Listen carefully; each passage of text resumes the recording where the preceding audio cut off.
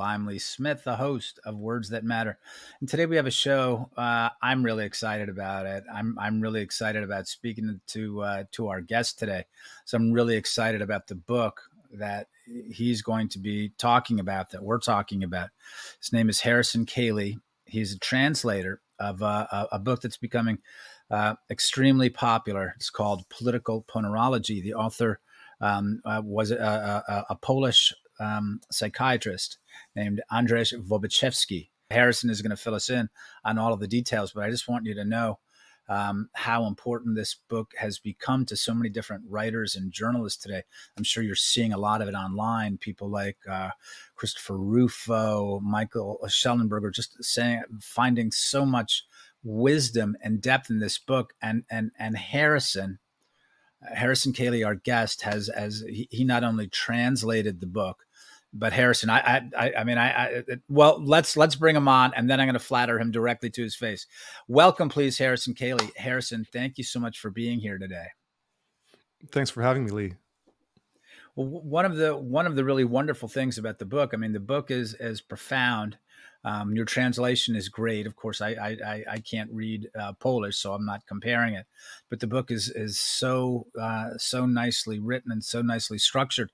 And one of the most important things about the book, I think, are the extraordinary notes that you've written to explain the book, to explain different things.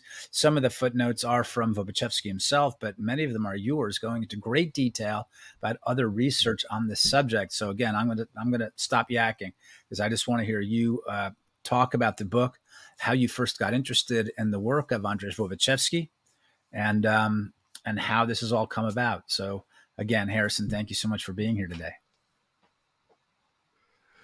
Well, firstly, just a slight correction. I wouldn't properly be called the translator of the book. I personally don't speak Polish, but what we did in this edition, well, I'll give a little background of the book to kind of lead up to what makes this edition a bit different and the kind of translation efforts that were involved. So the book, the manuscript for this book was written in New York in the early 80s. So it was finished in 1984. And so, like you said, the author is a Polish psychologist, and he left his country in the late 70s to avoid what would have been a fourth arrest and maybe worse. And so he moved to New York and was kind of left to fate in New York. Couldn't get a job as a psychologist. Worked at I believe either a children's clinic or some facility dealing with children. So he was able to do a little bit of kind of psychology work, maybe social work, that type of thing. But in his spare time, when he wasn't working in the factory, for instance, when he was working in that capacity in New York, he wrote this book. This was a book that he had attempted to write a couple times before in Poland, but through various circumstances had lost the manuscripts, either because of being warned by the locals of the village that he was living in that there was the secret police were planning a raid. So he burned that manuscript, sent another one off with a tourist in Poland trying to get one to the Vatican. That probably didn't turn out. He never heard anything about that. So this third one was written in Polish in New York in 1984. And he had a colleague and friend of his do the initial translation back then. So he was sitting on this manuscript for 30 years, couldn't get it published. Well, 20 years by the time it was first published. So there was this initial translation now, and the company that I do work for, Red Pill Press, published that edition back 20 years ago, almost in 2005, 2006. And so, and that's just kind of how things were for the next several years until the early 2020s. And when I decided to get involved, and then by that time I'd gotten a copy of the Polish edition. So what I did is I translated that version using just DeepL, or basically automatic machine translations, and then I kind of did a comparison and identified the spots that kind of looked different, and then I got a couple Polish friends of mine to actually, who were good translators, to actually go through and double check everything.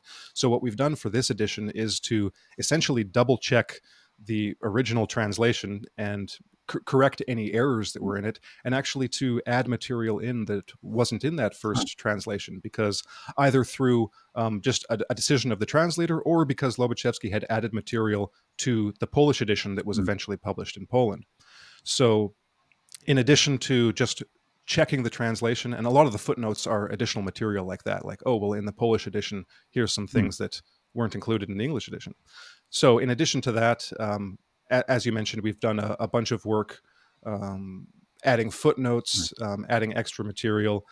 There are a couple pieces as appendices that weren't included in the original edition, and a glossary, things like that, a new introduction. So, but to answer your question for how I got interested, that was, this would have been 20 years ago. I was reading, one of my interests at that time, and which still is an interest of mine, is psychology, and especially abnormal psychology. So psychopathology, and specifically psychopathy. So I'd read a bunch of books back at that time, books like Without Conscience by Robert Hare, or The Sociopath Next Door by Martha Stout. And around that time also came out Snakes in Suits by Paul Babiak and Robert Hare. And all of these books on the phenomenon of psychopathy. And, so I was interested in the things like serial killers and true crime and all of this weird psychology stuff. And so along comes this book. And I was doing work for Red Pill Press right around this time when this book was first published. So that's how I was introduced to the book. When I read it, kind of my mind was blown. There was something that was just so new that I had only one or two people might have been like hinting at the ideas in this book, which is kind of strange looking back at it, because nowadays, nowadays you'll find just people commenting online. You'll have people like Schellenberger and Rufo who are talking about it. So nowadays it doesn't seem quite as revolutionary and as it did to me at the time. Maybe that's just because I've been familiar. Right, it's because you've known the book for 20 years. So you just, I mean, it's amazing. When I'll just say very quickly, when I first read it, right, which was within the last year, I should tell our viewers, it's not the easiest book to read, but it repays reading like few other books. It's just amazing in that way. But now, thanks to your work and thanks to Łobaczewski's work, I look at things in that way. I'm like, yeah, that's what's going on. Just the way political ponerology describes. So, but I want to come back to, like, for you, what was revolutionary about it? And also, because the other thing that I find very attractive is Łobaczewski's life story. He lived under two, what he would call and what you call pathocracies. And this was both Nazism and Soviet communism in Poland. So, yeah, what was revolutionary, and how did Łobaczewski come up with this theory? Okay, yeah, so this gets into, well, another bit for why this book was interesting to me at the time is that as a teenager, some of my favorite books were the dystopias like 1984 and Brave New World and others, and of course movies too.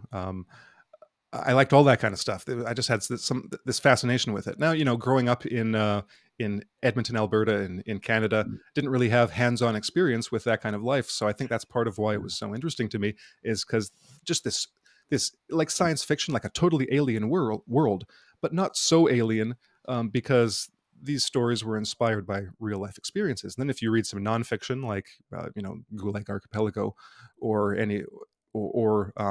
like some of the accounts of the people in concentration camps, like Łobaczewski recommends A World Apart by a guy named Herlinsky, I think. So I had that in the background of my mind. And what Łobaczewski's book is essentially about, it's a psychological explanation of totalitarianism. So he's looking at this phenomenon, and he looks at it in a way that very few people had. And like there have been a couple people in the English speaking world, or at least books in English, that have talked about this, but obscure books, went out of print really quick. Nothing really that entered the either the mainstream academic views, or that it even had just, you know, been remembered in literature very well. So, but his book, even though there have been those kind of um, um, hints of it in the literature, Łobaczewski's book is way more comprehensive, and that's because, like you said, he had this personal experience. So he was particularly well placed in order to be able to tackle this phenomenon, and that was because he had gone, well, like you said. So he was born in 1921, so he was a young man when during World War II, and then decided after that to go to school. He wanted to be a psychologist, so he was going to school, going to university, Jagiellonian, and graduated in the early 50s. And right around that time, so he'd gotten his education from the psychologists and psychiatrists and medical doctors who had been educated in the early part of the 20th century. Right around that time of graduating is when basically communist ideology kind of took over. And so he was able to see the transition from the past to this new present, this new normal, you could put it. And he saw it playing out in his school, in his university. And so they had a new professor that came in who wasn't really a professor. You know, he'd had some high school education, but he was now their indoctrination professor, teaching them, you know, the ins and outs of Marxism, Leninism. And so there was this disconnect because he and his peers, his fellow students, had, you know, just been learning all of this psychopathology and learning about these, what we would call today, various personality disorders. And then he sees this new professor who's obviously a psychopath, and that was kind of jarring. And then he noticed, he and his friends would notice that some of their friends were changing. People who had been friendly and warm, you know, previously in previous years, now were cold. They were adopting the attitudes of the teacher. It's this kind of process that you see in a lot of fiction. So, I mean, I think that the Harry Potter books did this great, and I think it was like book 4 or book 5 when when the government of the school basically turns evil, right? And you see all these dynamics playing out. So he experienced these firsthand, and then some of the previous generation of scientists, they had basically, as Łobaczewski tells it, because all of this stuff is, you know, Łobaczewski's pretty much our only source for a lot of it. We kind of have to take him at his word that things happened as he said they did. And basically there was a conference, an academic conference in like the early 50s in kind of these Eastern European countries, Hungary and Poland and maybe some others. And so a lot of these psychologists were getting together and basically concluded amongst each other that, you know, this communism, as we call it and as we're experiencing it, seems like what they called a macro-social psychopathological phenomenon. So there's something that these are dynamics that we understand in a different context, in the context of everyday life, of personal interactions, of individual psychopathology, or maybe even some group stuff like the operation of of youth gangs or criminal networks. Like, there are dynamics that we understand that are taking place on the national country level, maybe even like the level of an empire, like the USSR. And so they decided they were going to try to institute a kind of research project on this that would be necessarily conducted kind of like the Polish underground, the Home Army, in like a conspiracy. So a secret study operating under the principles of secrecy, like a resistance movement like the Home Army. And they engaged in this for a while. Łobaczewski was brought in, and they would communicate through a what would you call it? I can't remember the word, but basically you have one person who acts as like the clearinghouse for information. So everyone sends their stuff to him, and this guy would send it out to other people. So they didn't know each other's names because they knew if they were ever arrested and tortured, they didn't want to give each other up. But after a few, I think it was a few years of working like this, as Łobaczewski puts it, all of the contacts kind of dried out, and nothing came of it. And so he took it upon himself to try to try to synthesize and put together all of the information he had access to in a scientific form. And that would have been that first manuscript that he burned before a secret police raid. And so fast forwarding to the 1980s, when he finally rewrote it, he was using basically his memory of the research that he had come into contact with at this time in the 50s, but also just his experience over the 3 decades that he'd lived in these conditions, and the experience he had working as an industrial psychologist, his experience with the authorities. So when I said he was particularly well placed, he had the kind of education, a reasonably good education in his own field.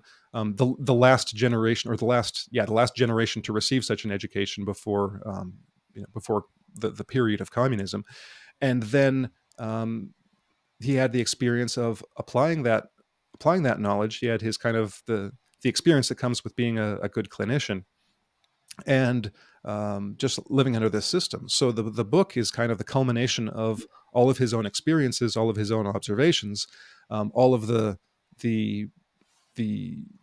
scientific, thinking and theorizing and data and statistics that he'd come across in this short, research project with these other scientists from the region, and put it all together in a way that, as I was compiling the footnotes, he put it together in such a way that I find so much confirmation in other works and in other no matter which direction I look in, it seems like he got most of the things right. I mean, he got a few details wrong that have just come out because of better scientific methods, but on the whole,